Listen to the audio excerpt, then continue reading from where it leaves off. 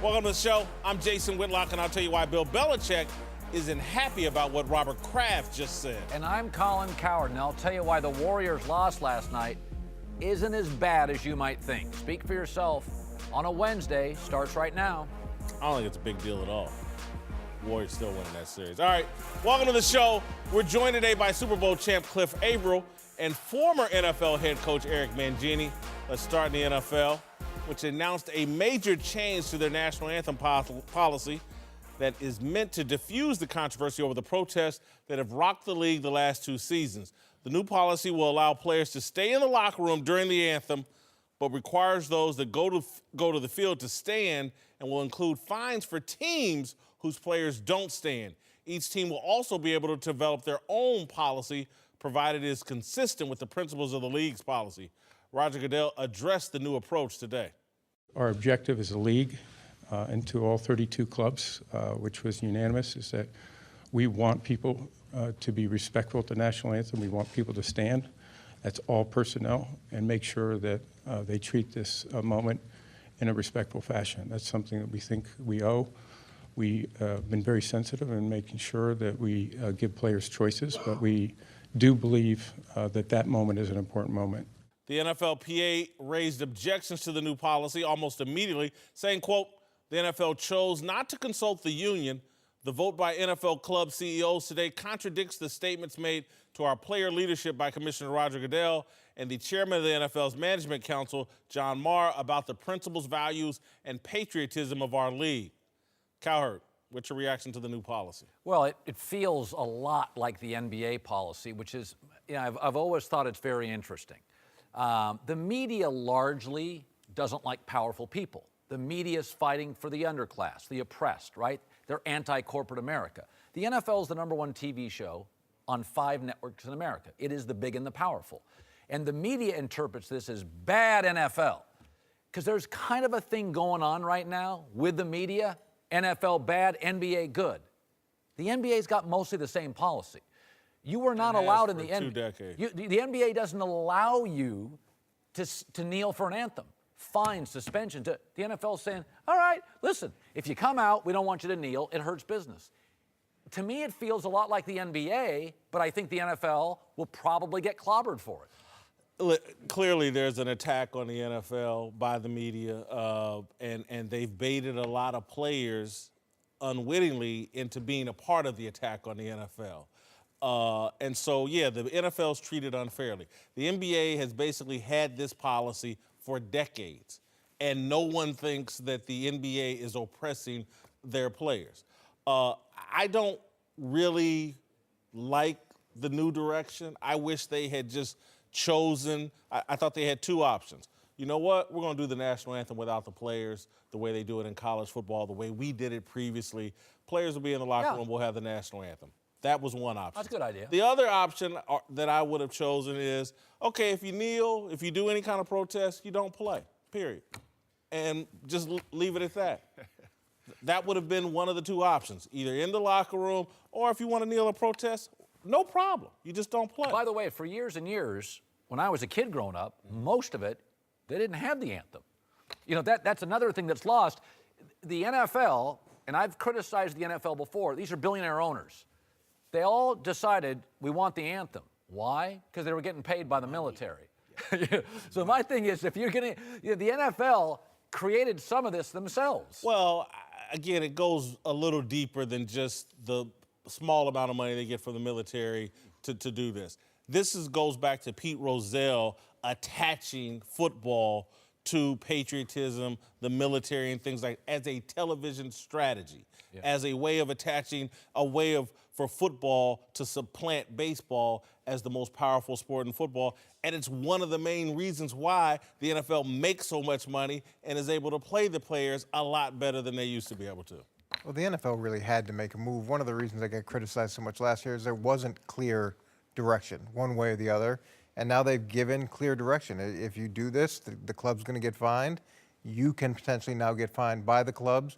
You have the right to stay in the locker room if you don't want to do that. And it's going to be interesting to see how this plays out. Is it a fine per player? So are there 10 fines? If 10 fines, kneel. And then if it happens a second time, typically fines double and then double again. So they're going to have to work out that. And then with each team, you have the ability to give conduct detrimental fines to players for things like this. So it'll be really really interesting to see how harsh each team is with the fines they impose. I find it interesting all around. You know, one, I think when you said the NBA and the NFL, they kind of have the same rules. I think the NBA and the commissioner and those guys, they work with the players. They put this statement out and they put this out, and obviously the NFLPA didn't know anything about it. Right. So that's a problem in itself. We're not discussing this as one. If we discuss this as one, I think we'd have had a better solution. I think this whole, you know, some guys stay in the locker room, some guys come out. It makes no sense to me. None of it makes any sense. And then how do you do the fining process? Is it individually based? The teams can find how much they want to fine? Like, it makes no sense. And on top of that, I don't think as an organization you have the right, and again, my personal opinion, I was part of one of the guys that used to kneel as well.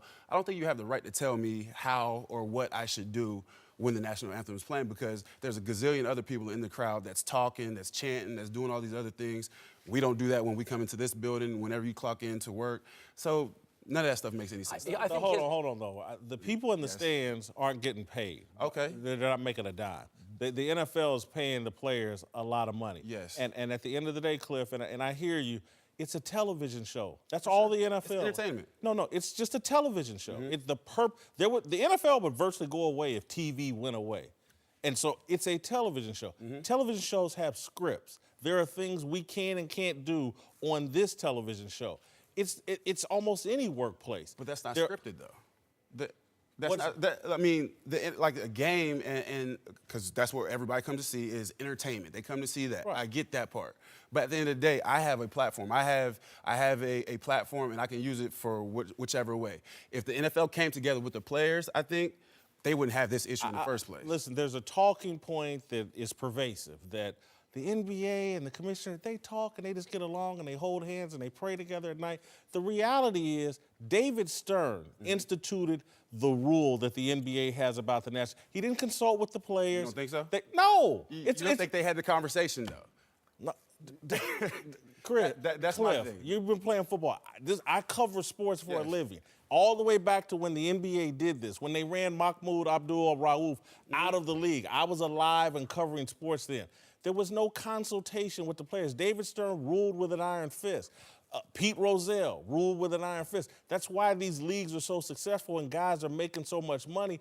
And again, this thing feels real good over social media, but it does not make economic sense for the athletes that are actually playing the game. When you said I have a platform, let's say I was an actor. Yes. And I could say my platform, I'm a Broadway actor. Yep. Well, why shouldn't I kneel before the play? That's my platform. It depends on what you believe. Well, no, but it doesn't, because the audience is like, I paid $300 a ticket. Yep. I don't care about your politics. The owners are saying, this is our stadium, funded by us. We don't want your religious or political beliefs in that 3-hour window. So why do we have players out there in the first place then? Because the NFL gets paid, correct? Well, yeah, but they're jobs. I have this job. I can't kneel on the set. This is my platform. But in my platform, I can't kneel. It's Rupert Murdoch's platform, but continue. No, seriously. And but again, Paul Allen's platform. Players often think, okay, this is my window, to which I would argue, you have 6 days and 21 hours on the 7th day. Mm-hmm. You have shoe companies, you have charities, you have social media. Players didn't used to have social media. What owners are basically saying is, we'll support you 6 days and 21 hours. But do they? But do they support you? Malcolm Jenkins met with owners, and he feels like some progress was made. Every 2 weeks, don't y'all get a check? That's the support that an owner... Yeah, for the work that I put in on that football field. Agreed. That's all the support they owe you. Yeah, okay, I agree. So I'm entitled to do what I please before and after the game. Well, my question, though, if they take the anthem away, then where do you kneel?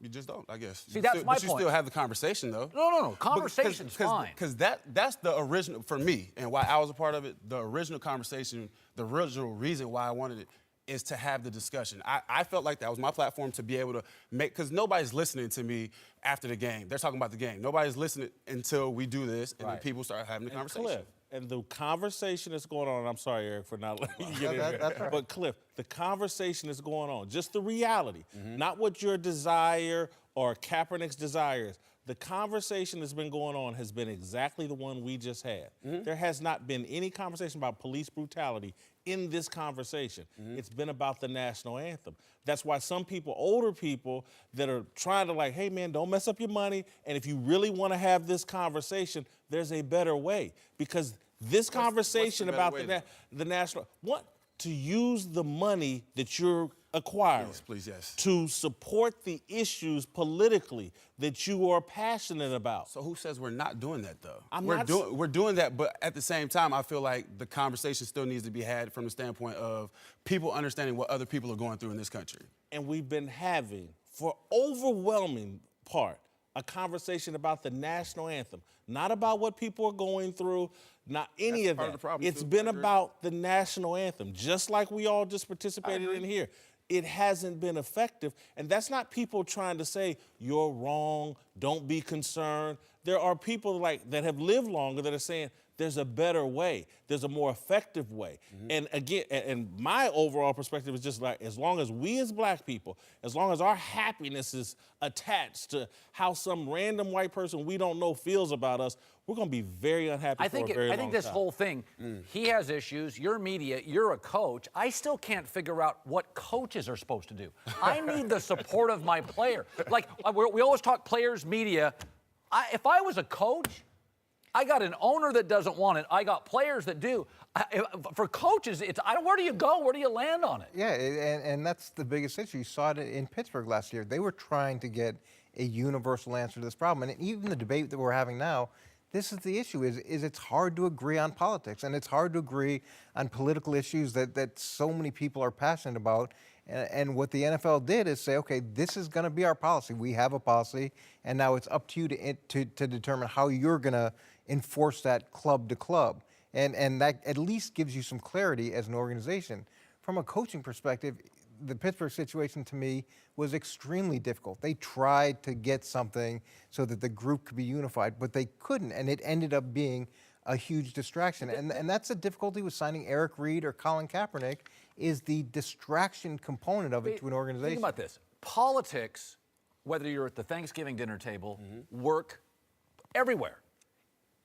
Unless everybody agrees, politics are hard. Yeah. Couldn't I argue what the owners are saying is, fellas, you argue with family members on this. You're coming into my stadium, you're kneeling, it becomes political. It's not about the issue you think it is. What owners are basically saying is, politics are hard. Our customers are turned off. We just don't want it for 3 hours in our. I mean, look at us. We've had player, media, whatever I am, coach, and we all have different views. And I think we're all reasonable in our views. The media makes everybody believe now, well, politics is easy. It's easy when you're the Warriors and you're all anti the dude. Yeah. Or it's easy in Dallas at a bar when they're all banging on Obama. But mostly politics are hard. Let's ask the $1 million question, put Cliff on the spot. Put him on the spot. Do you think there'll be protests this season? I do. I still believe guys will still protest and do what, if they truly believe it, if their core belief During the is that- anthem. yes.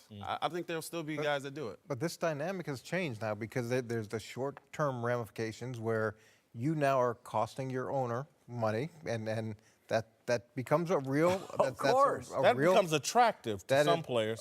Okay, it may be in the short term, but then you could be fined individually. So you have that aspect of it, and then you've got the long-term repercussions, which we're seeing with guys like Eric or guys like Colin, where teams are making that decision.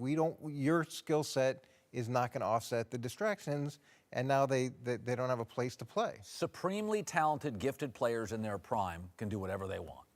We know that. Yep. The marginal player who's good, not great, Probably not going to stand for anything. well, again, so you'll even have that. I think the supers, Aaron Rodgers and Russell Wilson, can do whatever they want. Michael Bennett, by the way, was political. Philadelphia's like, we'll take him. Yeah. But I do think marginal players, it will be held against them. I really do. I agree, but that's the league we're in. If you're a superstar player, that's why we need more of those guys to speak on it. Right. But if you're a superstar player, yes, your, I guess, leash, in a sense, is a little bit longer than other guys. They'll let you get away with more stuff. They'll let you talk on more things. But if you're in the middle of the pack or, special teams guy, they're probably not going to put up with it. And they understand that too. This time of year brings us two things: graduations and Father's Day, and the gifts that go along with them. Before you buy Dad another tie or that grad a balloon that will probably float away, ask yourself this: does my dad or grad like wings or sports, or better yet, both? If the answer is yes, then get them a Buffalo Wild Wings gift card. Right now, if you purchase $30 worth or more in-store or online, they'll give you a $5 bonus to keep for yourself. That's a gift that gives back. How generous of you. Buffalo Wild Wings. Wings, beer, sports. Terms and conditions apply. Welcome back. We're joined now by NBA champs Eddie House, Dante Jones. Let's move to the Western Conference Finals. That was crazy. Finally got a game last night, an all-timer. It evens the series with the Rockets coming back down 12 in the fourth to stun the Warriors and snap their record 16-game home playoff winning streak. After the game, Whitlock's buddy Mike D'Antoni very happy with his club's effort. I thought this is the highest level we've ever played defensively, without a doubt, because you're talking about maybe the best offensive team ever, and they got a little tired in the fourth quarter, and that's because they felt us for three quarters. I felt like in the fourth quarter, we just ran out of gas. We scored 12 points. This game was sort of trench warfare. It was just everybody grinding it out, a lot of isolation. I guess this is the modern NBA. Really understand this is a true playoff type experience, and it's not going to be easy against a great team like Houston. So we're up for it, though. All right, you think the Warriors could actually lose the series? No. I don't think anything happened last night other than Andre Iguodala didn't play. They didn't have their Hampton Fives lineup. They were a little bit off, and they lost the game. I thought that James Harden was effective offensively in the first half, then was garbage in the second half offensively. Chris Paul was great in the second half, but the rest of these guys, Eric Gordon, made 1 3, 1 of 8 from 3. Capella is a MIA in this series. Houston got lucky last night, and real lucky Steph missed that shot. Well, I think here's the thing. Even last night within the game, there were 4 different games. Every quarter was decided by 9 points or more. First quarter, blowout Golden State. Second quarter, Houston dominates. Third quarter, Warriors dominate. Fourth quarter, Rockets dominate.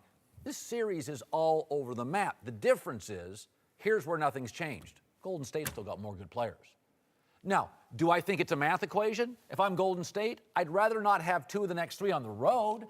But even within the game last night, you got 4 games. And my takeaway on this is I'll still take the dynasty and the 4 potential Hall of Famers over the 2 potential Hall of Famers. So I like Golden State still. I like Houston if Andre Iguodala is not playing, because Andre is the big part of their team. He's their playmaker. He's their quarterback.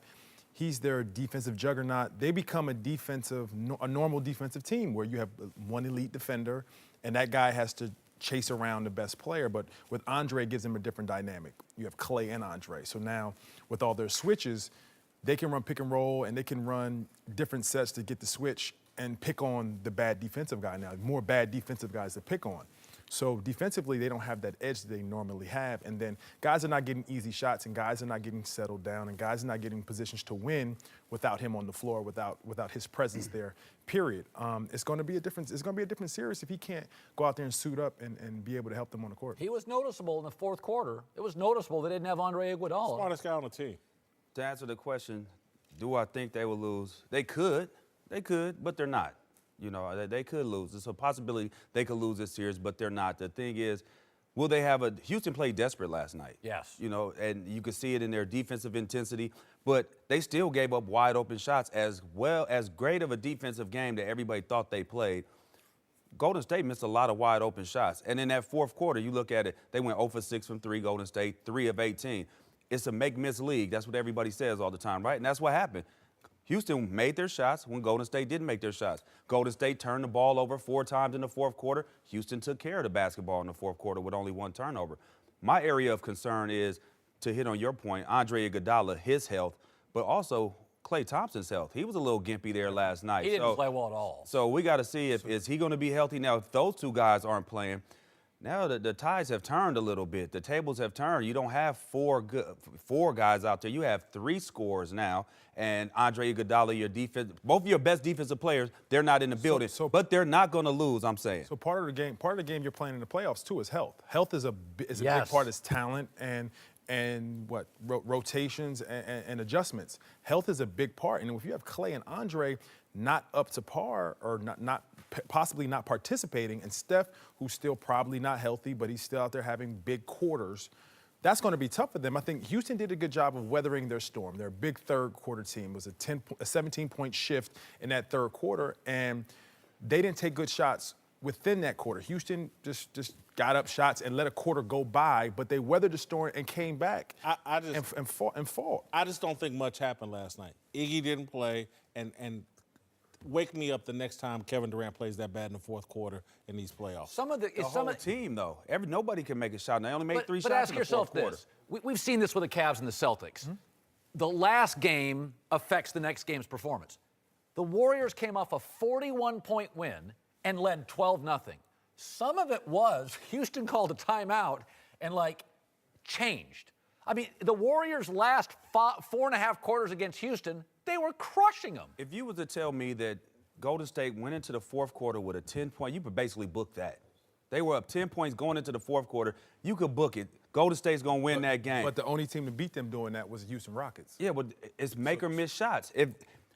And it was 2 opportunities. Klay had a shot in the corner late in the game, missed a wide-open shot. Yep. Steph had one on the wing, missed a wide-open shot. If either one of those shots go down, it's a tie game. And going into overtime, I'm taking Golden State all day, every day. Because Kevin Durant, and again, Kevin Durant, he deferred last night. He wasn't aggressive. I thought that last play, Steve Kerr was trying to call a timeout. Draymond was kind of trying to call a timeout. It was a few coaching blunders late in that game right there. Houston was up 3. D'Antoni didn't call a timeout. I got you. All right, welcome back. Cliff Averill and Eric Mangini are back. Let's move to New England, where Bill Belichick refused to even mention Tom Brady's name yesterday when asked about the quarterback's absence from OTAs. But that didn't stop Patriots owner Robert Kraft from letting everyone know Brady's doing great. I've been in communication with Tom, and I think he's very excited about the upcoming season. These are voluntary workouts, and I think he's in great shape. I can only say this. I know that he's very excited about being at minicamp and having a very special season this year. All right, Cowherd, do you think Belichick is bothered by Kraft appearing to take Brady's side? Well, I don't know if it's on this. I think collectively it would probably irk him a little that Tom wanted Garoppolo out. He's gone. Tom's missing OTAs. Kraft supports him. Kraft stepped in with Josh McDaniels and made him the highest paid coordinators. I don't know if there's an individual moment, but we got a little trend here where Kraft has aligned himself with things that appear to be Tom's purpose or Tom's want. That feels like it's obvious to me that Kraft's aligned more with, and by the way, he didn't for 18 years. It feels like Brady and Kraft are on the phone and aligning. Brady is working out like a football field away from the Patriots' actual voluntary workouts. He's working out at TB12. Yeah. That's why Kraft knows he's in great shape, because I can go over there and look for myself. Look, I think Bob Kraft and Tom Brady are both irate with Bill Belichick. Wow. As well they should Look at Mangina. He doesn't like that. Over the Malcolm Butler decision. The Malcolm Butler decision was the dumbest thing in Super Bowl history. And Brady's mad about it. And so is Bob Kraft, and I don't blame him. Bill's been saying the same thing since 1993 or 94 when he was in Cleveland. He doesn't talk about players that aren't at the facility. Like, that's what he said. So these comments are no different than what he said every single year. And if you open up the comments, you open up to one question, then it's 50 questions. In terms of him not being at these voluntary workouts and him being close, typically what Bill would say is either you're in for the whole day or you're out for the whole day. So if Bill doesn't want Tom working out with someone outside of the program, and Tom decides to go work out at TB12, then he's out for the whole day. And at the end of this, Bill has an easy way to reinforce the discipline within the organization at a time period when it really doesn't matter. Tom's going to be fine if he misses the OTAs. He missed 4 games and he threw for 400 yards and 3 touchdowns when he came back. He'll be fine. Yeah, I wouldn't put too much value in Tom not being there in general. Really? No, I mean. You're not a big OTA guy. Exactly. I haven't been to OTA in 5 years, and I like to think I played at a decent level, right? You got 5 Super Bowl rings? I don't, but I got one. You got one. I got one, so hey, let's not take too many shots. I got one. But I wouldn't put value into that. I mean, Tom has a routine that he likes. He has a trainer that he likes. Okay, let him go do his thing. He's the GOAT. He clearly knows what it takes to win games. He clearly knows what it takes to win championships. So let that man do what he does. Let me move you to a more exciting topic then, as it relates to Brady and Belichick. If you were Tom Brady or anybody on that Patriots team and Malcolm Butler was benched during that game without explanation, wouldn't you be upset? I'd be mad. I'd be, for sure. But at least I need to know why. And he won't explain. He thinks it's okay. Because he never has explained decisions that he's made. That's the way that he operates. Everybody knows the way that he operates. And to expect him to change at this point is unrealistic. Isn't that what makes Belichick great? Bobby Knight won't change. He became a punchline. You got to change. Players have more power now. Wait, now look, Bill has made major changes over the course of the year. He switched from a 34 defense to a 43 defense after 27 years of running that as a coordinator and a head coach. So he's willing to make wide-scale changes. I think on the issue of sharing information with the media, he's probably not going to change. What about Brady and probably Kraft? doesn't think that it's that important. Brady and Kraft, sharing the information about Malcolm Butler. You don't think that Bill has shared the information with Robert Kraft? But I can promise you that has happened. I bet he's talked to Brady too, though. I'm willing to say Brady has somewhat of an idea of why. Okay, you were in that Seahawk locker room. Yes. You know what that interception Russell Wilson did to the locker room. You told me today on the radio show. Yes. It mattered. It does matter. It definitely matters, and it can either take the team downhill, which it did in Seattle, which it seemed like it did for us, or it can go uphill. It just depends on. The communication and how Bill decides he wants to handle it. But in Seattle, you had legendary coach, great quarterback. Yes. In New England, you have legendary coach, great quarterback. It is a Super Bowl late decision in both instances. That's true. In New England, you have 17 years of unprecedented team sports success. Let me ask you this. If you were loyal to your wife for 17 years. Thank you. And then exactly she catches you the next day, she forgets about the 17 years. That's a very true statement. Exactly where I was going. That's a great comment, but it doesn't really relate to football. So it's a nice metaphor. Look, there are decisions that he's going to make that he's not going to explain to everybody else, and I'm not saying that I necessarily agree with it. Do I think Tom should be able to have his trainer at the facility so that he can go through workouts? Yeah, I don't think that's a big deal. Do I think Tom should get concessions that other guys don't? Yeah, and it would be very easy to go in the locker room and say, look, when you become a 40-year-old MVP of the league and have the success that Tom has, you can have the same concessions. But Bill has his way of doing things. There has been flexibility in the past, and I don't think he's going to change. I'm not encouraging in your 18th year of marriage that to happen, by the way. To Philadelphia, where it was just revealed that before the draft, the Eagles reportedly were offered a high second-round pick by the Cleveland Browns for Nick Foles, Whitlock's favorite quarterback ever, but declined after running the idea by Foles, who said, I'd rather be a backup than start for the Browns. Whitlock, who looks worse, Nick Foles or the Browns getting turned down by Foles? Nick Foles, to me. Oh, no. I'm going to go with Nick Foles because there's no way after being the MVP of the Super Bowl, he should be playing anywhere where he's not making starters money. Oh. You have to strike when the time is right, and I would have demanded pay me like a starter or move me somewhere where they're willing to pay me as a starter. He should have went to Cleveland. We always bang on athletes because they're all about money. Nick Foles, it's not all about money. This is a great locker room with a great staff and no dysfunction. And I want to be right here. I ain't gonna be on the field. Listen, the best position on the football team is the backup quarterback position. You only have to make a few plays from time to time whenever they call on you, and you make a decent salary. I mean, they gave him a signing bonus of $2 million. They gave him a new deal. Being a backup quarterback isn't necessarily that bad for most guys. And Don't you want to be on the field? I'm a different player, though. I'm a different type of person. I'm a defensive player. Of course I want to be on the field. I can't be a defensive end backup for a career. Well, we get fired for that. We also don't know what Cleveland offered. So they may have made the trade and said, we're going to keep you under the renegotiated deal that Philadelphia had. It may not have been, we're going to trade for you and then give you starters money. I think the other thing Nick looked at is Cleveland was going to draft a quarterback no matter what. So the second he got there, he was on the clock for whoever that #1 overall draft pick was. What'd they pay Tyrod Taylor?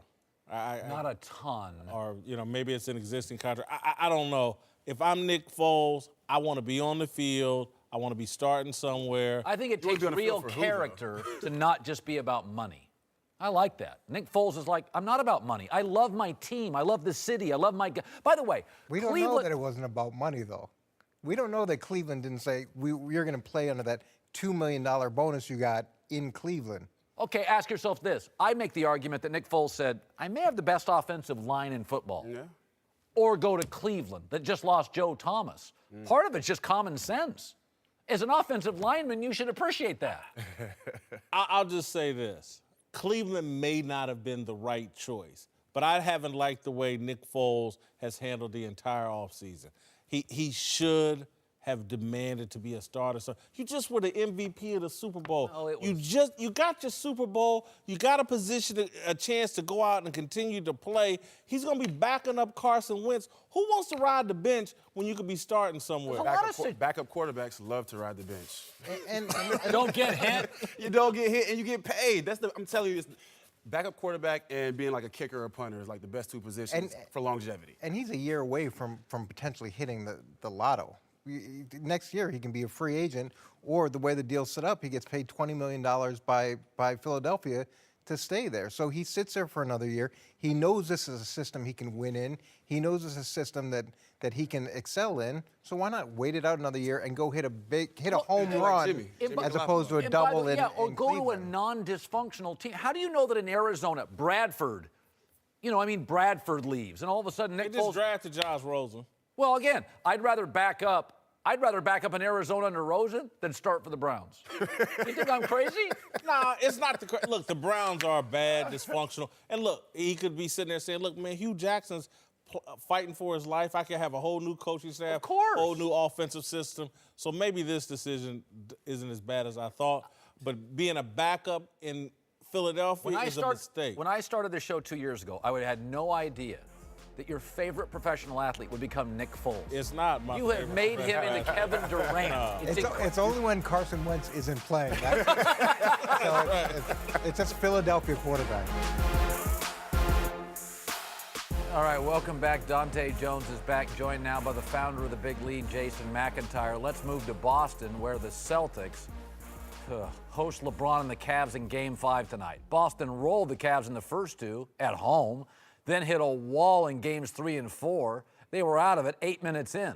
It's been a familiar pattern for them in the playoffs. It's remarkable. Completely different team at home and away from home. Just one game with their shooting percentages. Look at those numbers. Fall off a cliff.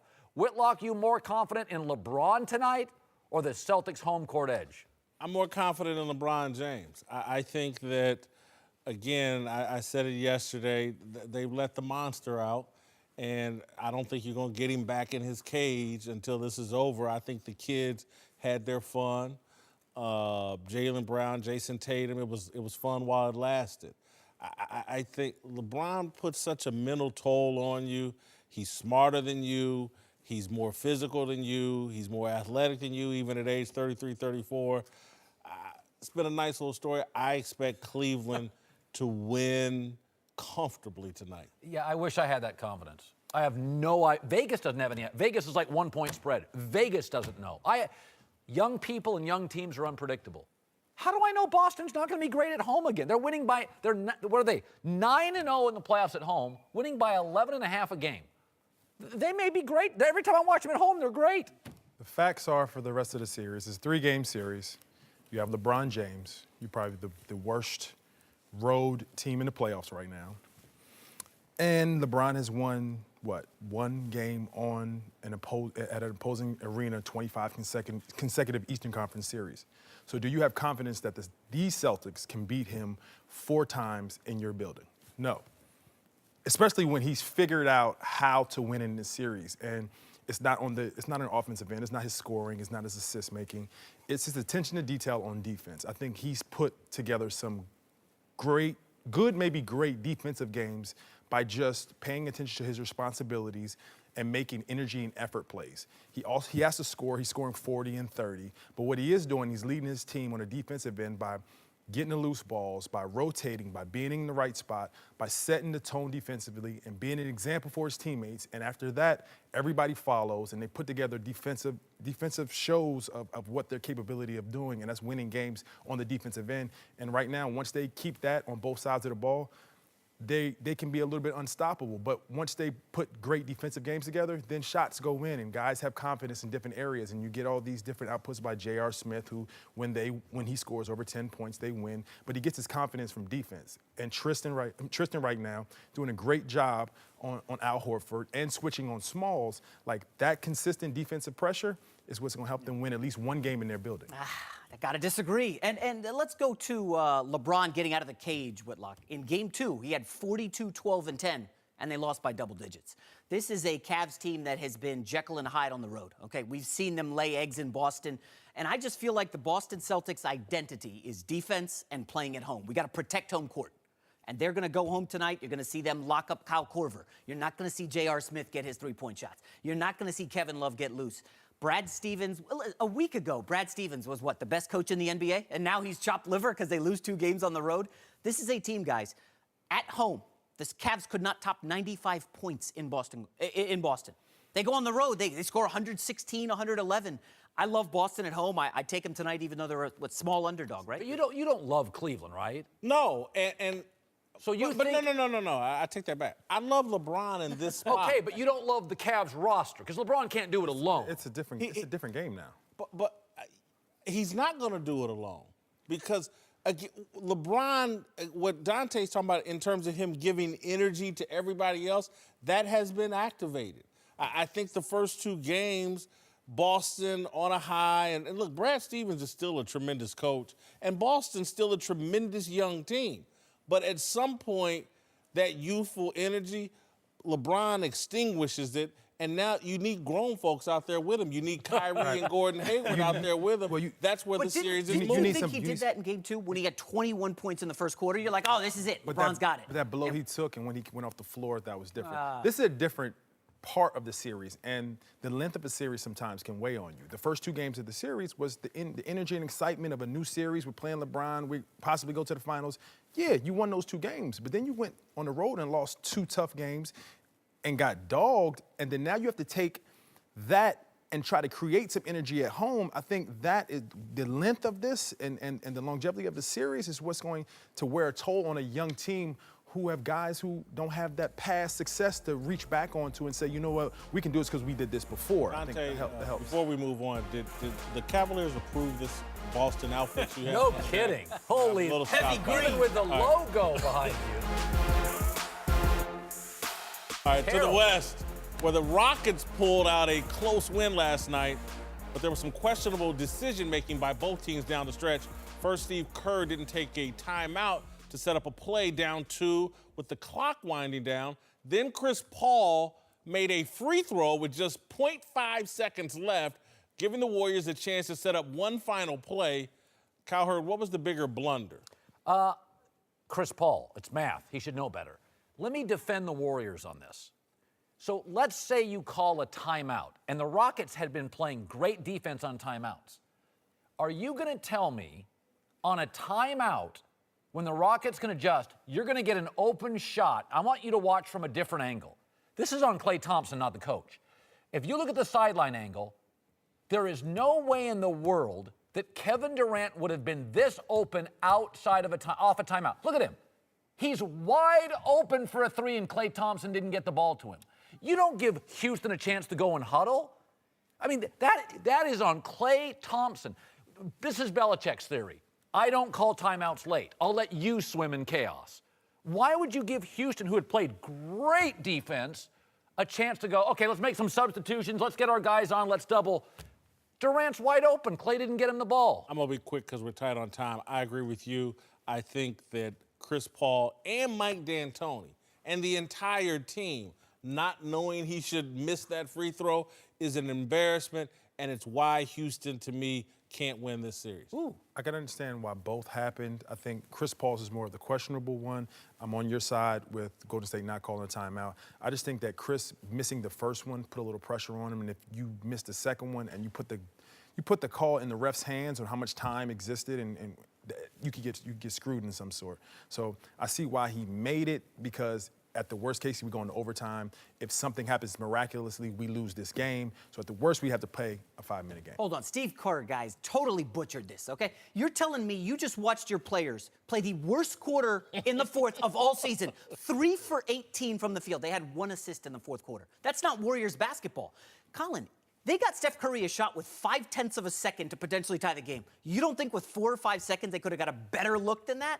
I think Kerr blew this totally, but I don't think it's going to ruin the Warriors for the series. I think they'll be able to bounce back. I think you just made a hell of a point, because their offense was off the rails the entire quarter, and they did, when they only had a half second left, they got a good shot. So if you take a timeout, 10 seconds, 8 seconds, 4 seconds, whatever, they probably could have got a better shot. I think you made a hell of a point. Welcome back. Time for last call. Let's move to Pittsburgh, where Big Ben now says he wants to help rookie quarterback Mason Rudolph. Just a couple of weeks after openly questioning why the Steelers even drafted him. Cowherd, you buying what Big Ben is saying now? None of these veteran quarterbacks want to help their replacement. I've never bought that, nor do I feel they have a responsibility to do it. He's got a responsibility to be a mature leader, yes, and not some insecure guy that's worried about a 3rd or 4th round draft pick. Look, Big Ben shouldn't have run his mouth about retirement last year, and maybe they wouldn't have drafted Mason Rudolph. That's a fair criticism, but I have no problem with these star quarterbacks getting chirpy with their organizations. Big Ben, his defense couldn't stop Blake Bortles twice last year. He should have been in the Super Bowl. All right, to Green Bay, where Aaron Rodgers just dismissed Jason Witten's suggestion that the Packers should sign Dez Bryant, saying, quote, I don't know why you'd cut Jordy Nelson and bring in Dez Bryant. Cowherd, do you think Dez will get signed before the season starts? I do, but I love Aaron Rodgers like Big Ben having a strong opinion, because did you see Green Bay without Aaron Rodgers? They were the Browns. I love Brady pushing back. I love Big Ben pushing back, and I like Aaron Rodgers pushing back. I got marginal NBA guys holding teams hostage. Dez Bryant, I'm not sure if he's going to sign before the season, because he wants a ton of money or good money. He still thinks of himself as an elite wide receiver. He lives in a bit of delusion. He's another guy that's got the talent to play in the league, but the distraction isn't worth it. He may not get another chance. All right, before we go, big congratulations to Fox's own Jeff Gordon, who was announced today as part of the 2019 class NASCAR Hall of Fame. Race Hub's got a big tribute to Jeff coming up. That's all next on FS1. That's it for us. We're off tomorrow. We'll see you Friday. Congrats, Jeff. Congrats, Jeff.